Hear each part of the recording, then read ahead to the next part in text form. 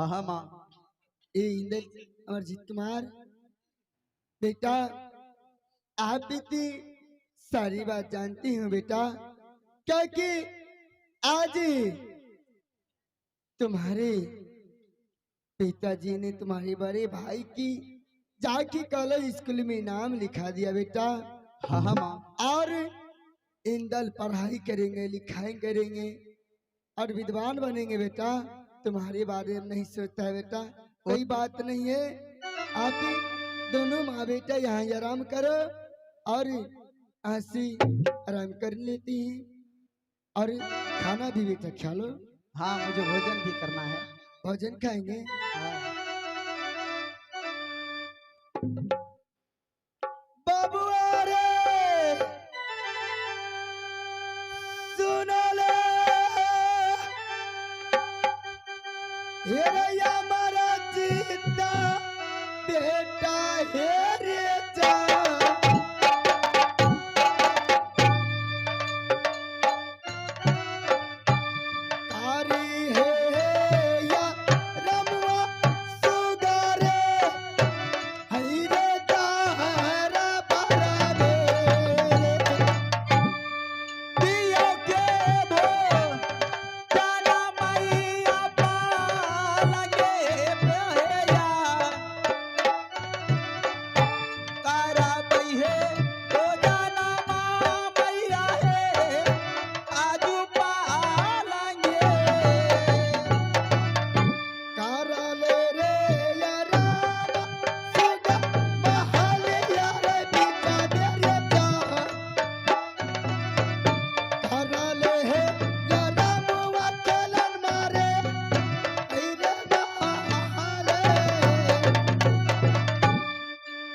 माना खुशी है मैया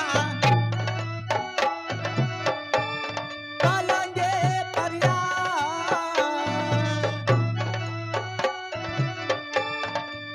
माना खुशी है होइया है पालेंगे।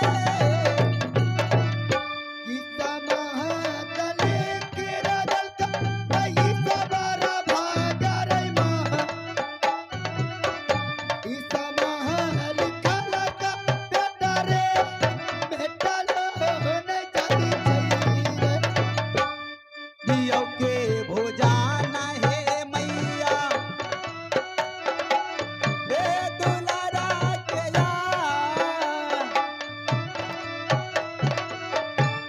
दियो भोजाना है मैया बहुत। बेटा हाँ हाँ माँ।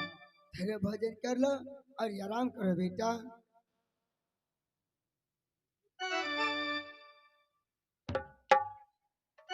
मैया गे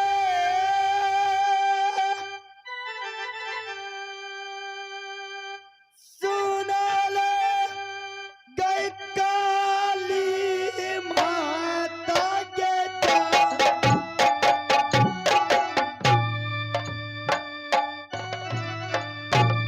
भजना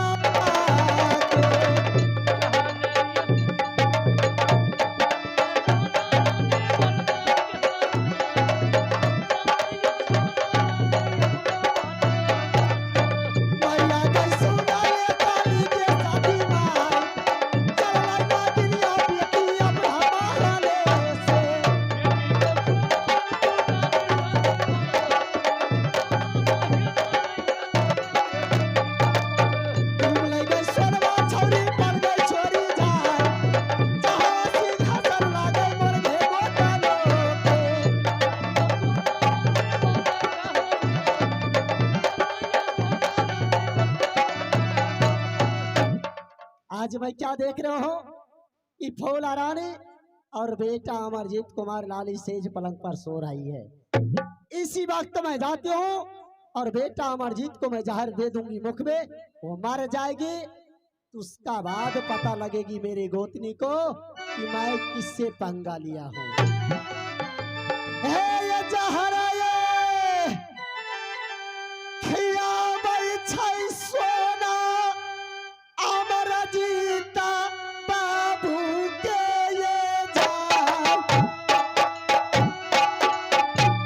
जहर खिया भी आई दीदी है फुलवा बेटा के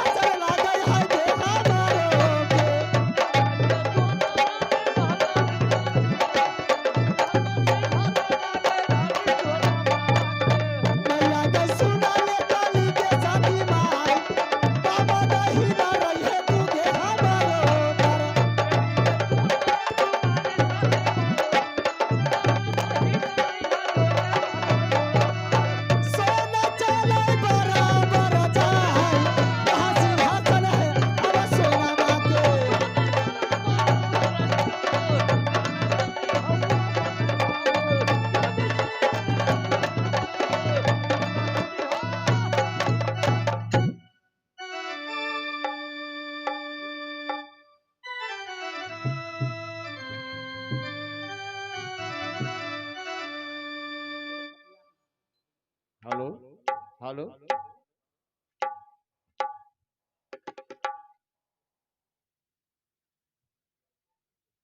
हेलो श्री राम जी, स्टेशन के पास जल्दी आइए। हेलो बेटा अमरजीत कुमार, थोड़ा अब उठाइए इसको। हेलो अमरजीत बाजा बेटा मास्टर। उठो ना, सुबह हो गया बेटा। अमरजीत कुमार, अमरजीत, हे भगवान, हेलो अजमें उठाती हेलो उठती जी। नहीं है। हेलो हेलो हे माँ काली, हेलो हेलो आज क्या देखते हैं मेरे बेटा की क्या हुआ। बेटा है रे, सुनो ले, या हमारा जीता बाबू रहता।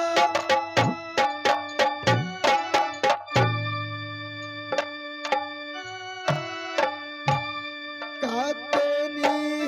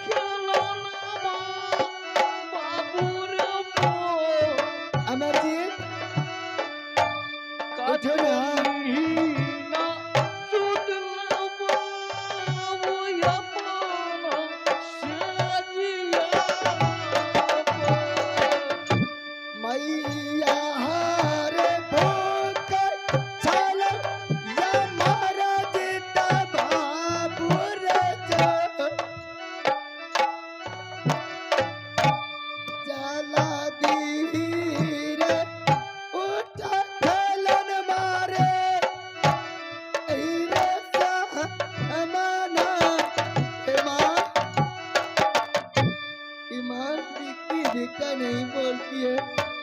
जल्दी से उठ बाबू,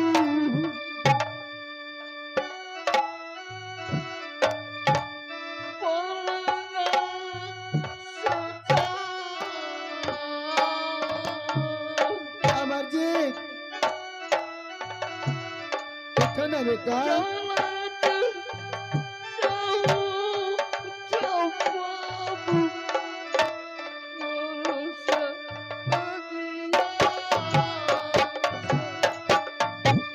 दादी ईगा सुना लेत काली मोर गमा मुहाबा कसी रखे उतला लाएगा गया अमरजीत। श्री राम जी स्टेज के पास जल्द से जल्द आ जाएं। जल्दी से उठ बाबू। अमरजीत उठो ना बेटा।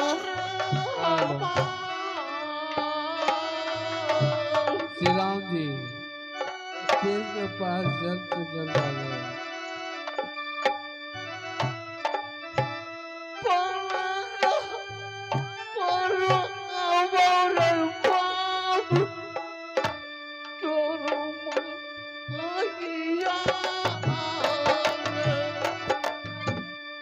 कौन आ गए? जा बाबा दे भाई सामी का जा।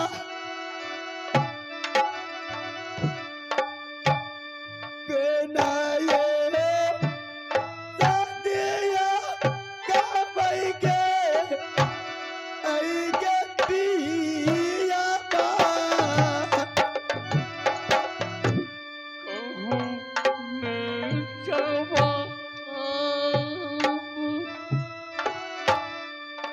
बेटा अमरजीत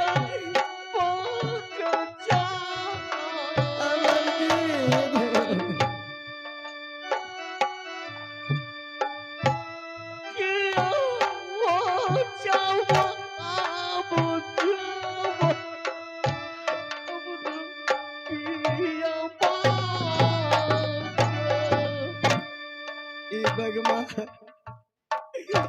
आज मेरे लाल नहीं दे नहीं। मुझे क्या हुआ?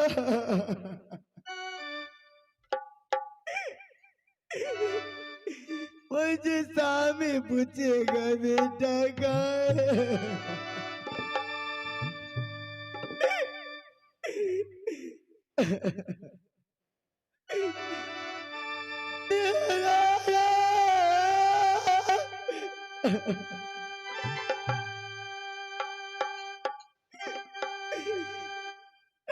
राम राय ये बुलावा रानी का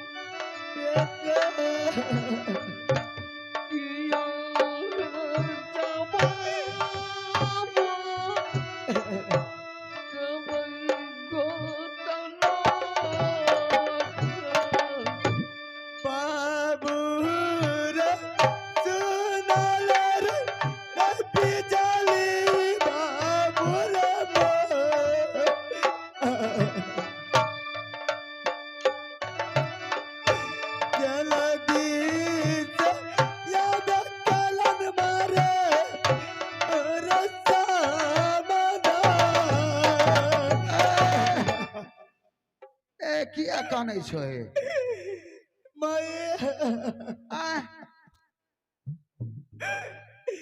ए कथि बेटा रे ए की भेले बेटा का सान काल की भेले सुतल छे सुतल दो न नहीं दाव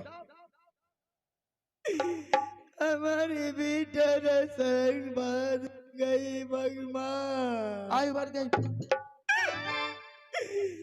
बे बार गई बे छौड़ा के नारी यार बंद जे मोड़ गेले केना मोड़ गेले ओ बाप बेलैया ए इधर सुना सुना बड़की गोतनी के बोलबा कहियो कि मर गेले हन चल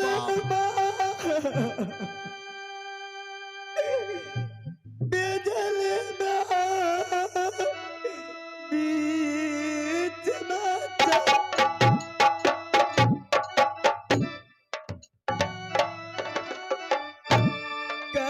ककराय अमर चिताय कब दुनिया लोते बोलाई भाभी है पर की के जाय अमर जी चलो दी बोला ला भाभी तुम्हें बार की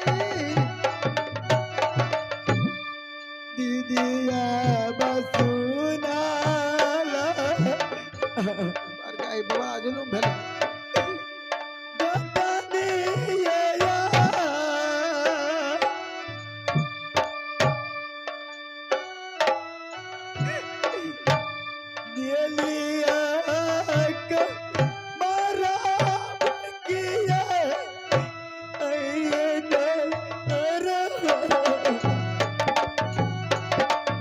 सोनिए है लावा जाए दीदी ये छोटा की पोतानी के जा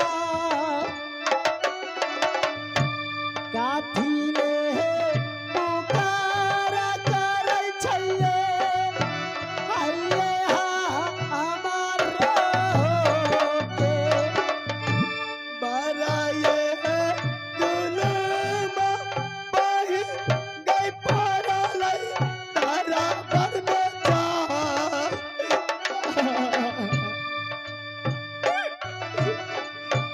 कहला न चाहे चा गति गया आई गया हमारा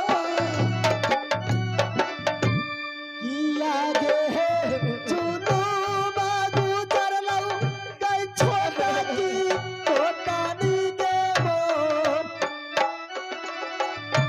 काठी रे रो पीछे बहन गे आपन से जिया पर तुई गेरा लक्ष्मण गई चारा गई बेटा गई जा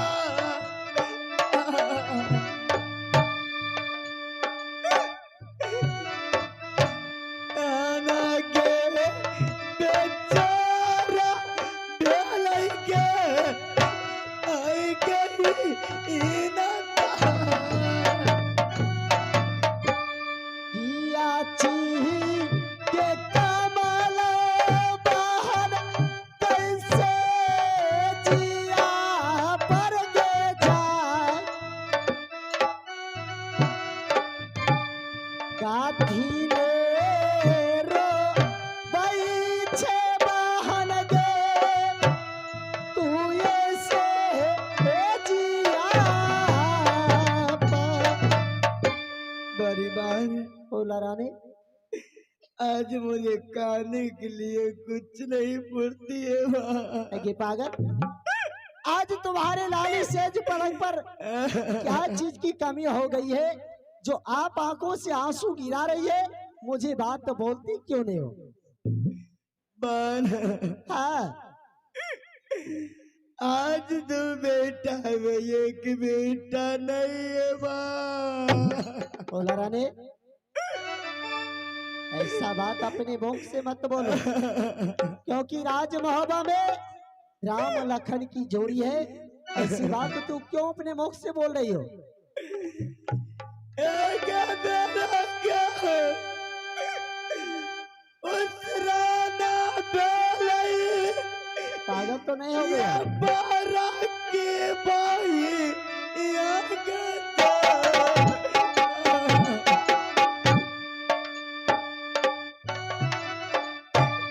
अमरजीत के नाम उस राना के बेलो दुनिया किया दे बाजा खाकर छे कई फूलाबा गोतानी गे मोर। किया दे तू बोलिया बोली गे दिलही हा हमारो के। बेटा ये मार गल हमारा चिता बाबू गई फौला रानी, अरे तू तो पागल तो नहीं हो गया? ऐसे बात बोल रहे अपने बेटे के बारे में। एटाया सुराता तकबा के आई के छोटा फौला रानी, तुम्हारे दिमाग तो नहीं पागल हो गया है कि आप अपना बेटा को खुद कह रहे हैं कि मर गया है? आबाल फौला रानी, तू सच बोल रहा है कि बेटा मंजीत मुझे कुमार मर गया सच है? बोल रही हूँ बात नहीं है बेटा। फौला रानी, आगे बेटा अमरजीत कुमार खेल कर कहीं से आई होगी, हो गया है, थक गया है, वो सो गया है, उठ नहीं रहा है। ठीक है, मैं उठा करके देखती हूँ। हे रे भेले भीना सरबा बेटा, हे रैया मारा जीता कुमार।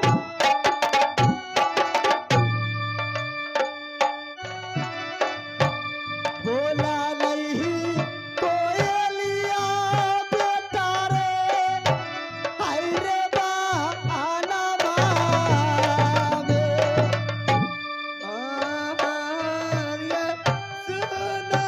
बेटा मंजीत, उठो बेटा, अरे सुबह हो गया है, उठो।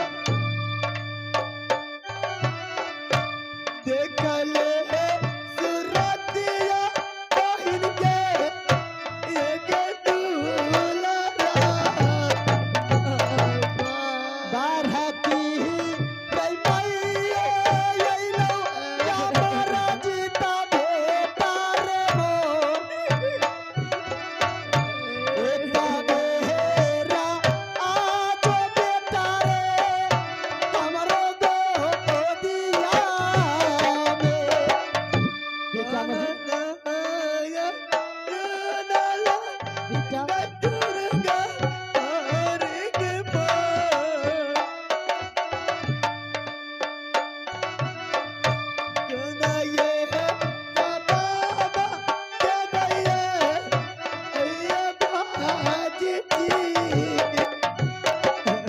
हे भगवान, सच में बेटा अमरजीत कुमार लगता है मर गया है। फौला रानी, आप ये अच्छा नहीं किया है। अरे तुमको मुझसे झगड़ा थी, पहले आप मुझको तुझको जो करना था वो कर लेना चाहिए, लेकिन आप बेटा अमरजीत को मार करके तू बहुत खराब किया गया। नहीं बहना, मैं कुछ नहीं किया बेटा अमरजीत के बाद। है गया दिव्यवरा, है गए चलतई फूलवा, है गए पगला बान्हतई गे मोर। बेटा बेटा कही के मरतई गे, मर गे दे बारा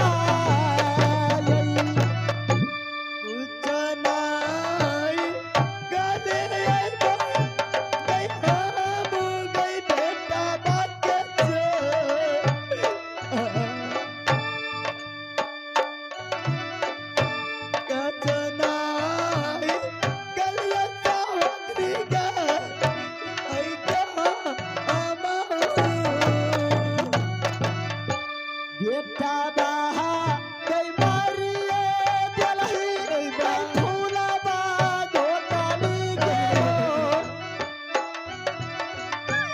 बेटा बहा के खाइए दिलही गे तू कैसे जिया बोलिया बोलिया अलग कई पारकी गोतन गई बेशरम औरत थोड़ा सा भी दिल में दया नहीं आया छोटा सा भी दिल में बच्चे को मार डाला है बोलिया बोल के आई के हमारा जोरा से है बेजोरा गई कैले इंदाला बेटा बाके जा कई बार के रहा बो लई कई फूला गे अमर जीता कही के यही दिया बस नाला गोतनी गज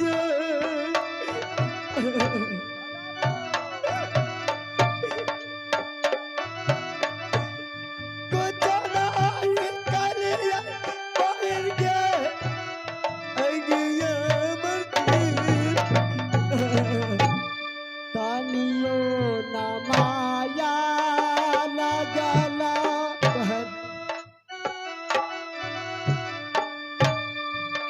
गोतानी हमार